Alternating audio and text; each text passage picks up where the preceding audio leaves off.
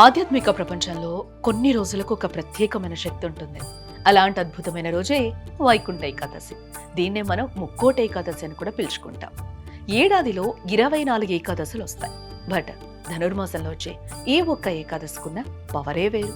సాక్షాత్తు ఆ శ్రీమన్నారాయణుడు వైకుంఠ ద్వారాలను తెరిచి భక్తుల కోసం ఎదురు చూసే రోజునే. అసలు ఈ రోజు ఎందుకంత పవర్ఫుల్? ఈ ఒక్కరోజు ఉపవాసం ఉంటే 3 కోట్ల ఏకాదశులు చేసిన పుణ్యం ఎందుకు వస్తుంది? వైకుంఠ ఏకాదశి రోజు మనం ఖచ్చితంగా చేయాల్సిన పనులేంటి? సాధారణంగా ఏకాదశి అంటేనే విష్ణువుకు ప్రీతికరమైన రోజు. కానీ సూర్యుడు ధనస్సు రాశిలో ఉన్నప్పుడు వచ్చే ఈ శుక్లపక్ష ఏకాదశి చాలా ప్రత్యేకం. పురాణాల ప్రకారం ఈ రోజునే క్షీరసాగర మథనంలో అమృతం ఉద్భవించింది. ఆ అమృతాన్ని పంచడానికి విష్ణుమూర్తి మోహిని అవతారం ఎత్తాడు. అందుకే ఈ రోజున వైకుంఠంలోని ఉత్తర ద్వారం తెరుచుకుంటుంది. ఈ రోజు విశిష్టత ఏంటి అంటే, ముక్కోటి దేవతలు ఈ రోజున భూమికి దిగివచ్చి ఉత్తర ద్వారం గుండా శ్రీ మహావిష్ణువును దర్శించుకుంటారని పురాణాలు చెప్తూ ఉన్నాయి. అందుకే ఈ రోజున మనం విష్ణు ఆలయానికి వెళ్ళి ఉత్తర ద్వారం ద్వారా దైవ దర్శనం చేసుకుంటే పునర్జన్మ లేని మోక్షం లభిస్తుందని ఇక్కడ నమ్మకం. మన జీవితంలో తెలిసి తెలియక చేసిన పాపాలన్నీ పటాపంచలైపోతాయి. ఇంతటి విశిష్టమైన రోజును మనం ఏం చేయాలి అంటే, సూర్యోదయానికి ముందే అంటే తెల్లవారుజామునే నిద్రలేచి తలస్నానం చేయాలి. ఉదయాన్నే దగ్గరలోని విష్ణు ఆలయానికి వెళ్ళి ఉత్తర ద్వారం గుండా స్వామివారిని దర్శించుకోవాలి.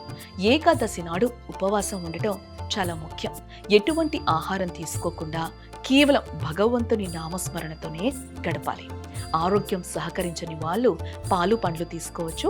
ఈ రోజంతా ఉపవాసం ఉండి రాత్రి నిద్రపోకుండా జాగరణ చేయాలి. విష్ణు సహస్రనామం, భగవద్గీత పఠించడం లేదా ఓం నమో నారాయణాయ అనే మంత్రాన్ని జపిస్తూ ఉండాలి. ద్వాదశి రోజు ఉదయాన్నే అంటే మరుసటి రోజు స్నానం చేసి అన్నదానం లేదా వస్త్రదానం చేసి ఆ తర్వాతే మనం ఆహారం స్వీకరించాలి. ముఖ్యంగా ఈ రోజు బియ్యంతో చేసిన పదార్థాలను అస్సలు తినకూడదు. తులసి దళాలతో విష్ణువును పూజించడం వల్ల సకల పాపాలు తొలగిపోతాయని పండితులు చెప్తూ ఉన్నారు. శరీరం అనే దేవాలయాన్ని శుద్ధి చేసేదే ఉపవాసం. మనసు అనే గర్భగుడిని శుద్ధి చేసేదే జాగరణ. మనం ఎన్ని పూజలు చేసినా, ఎంత సంపాదించినా చివరికి కోరుకునేది ప్రశాంతత మరియు మోక్షం. ఆ రెండు అందించే ఏకైక మార్గం ఈ ముక్కోటి ఏకాదశి. అందుకే వీలైతే దగ్గరలో ఉన్న గుడికెళ్ళి ఉత్తర ద్వార దర్శనం చేసుకోండి.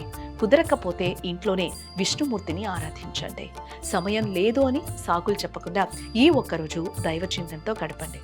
మీ జీవితంలో ఉన్న కష్టాలన్నీ మంచిలా కరిగిపోతాయి. సర్వేజన సుఖినో భవంతు.